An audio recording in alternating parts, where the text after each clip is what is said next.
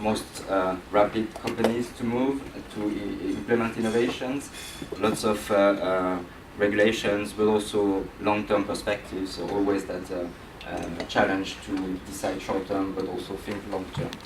So, and I've been in charge of R&D or involved in R&D innovation for 15 years, so in different parts of the world.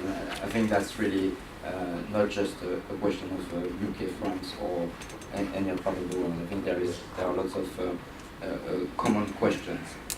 So, but of course, we are evolving and living in a world that's changing quite fast, and we have big ambition when it comes to EDF energy and big challenges that we want to take forward.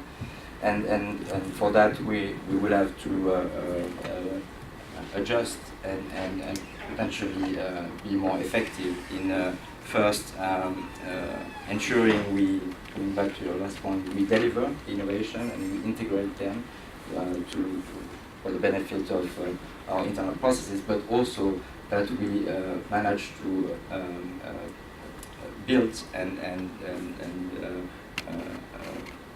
bring into life a pipeline of talents over time.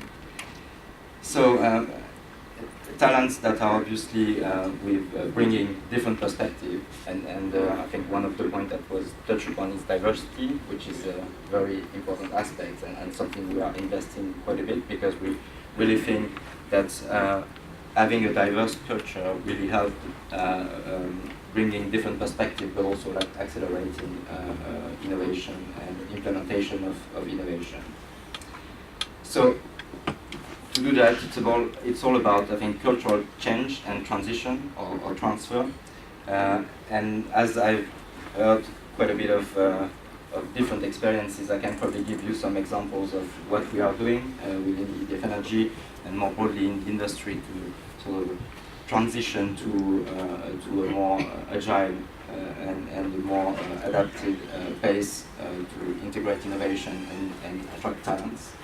So first on talents, maybe the first thing really on top of building up a sort of continuum is to be able to inspire a young generation, and there are different ways to do that. One way we have chosen is really to have a direct engagement with young students, and we have developed a program regarding well, focused on science but STEM more generally, and we got in touch with around 300 institutions and establishments, and basically managed to get to have more than 100,000 interactions with students all across the UK. So a first step to make sure this is well communicated and quite visible, and we're starting to see the result of that through our apprenticeship program. We see more and more proportion of women being involved, and the cohorts are growing. So I think that's really a very good indication of